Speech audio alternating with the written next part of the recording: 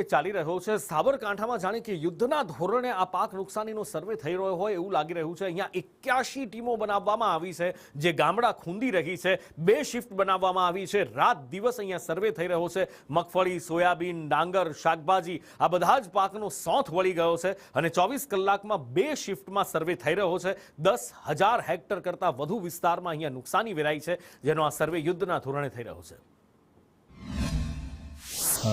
જિલ્લાની અંદર 81 ટીમો હાલ કાર્યરત છે।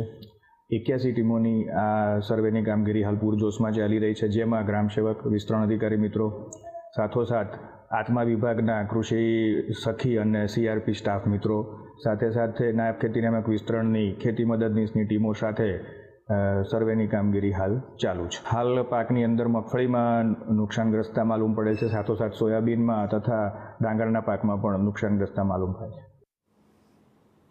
કમોસમી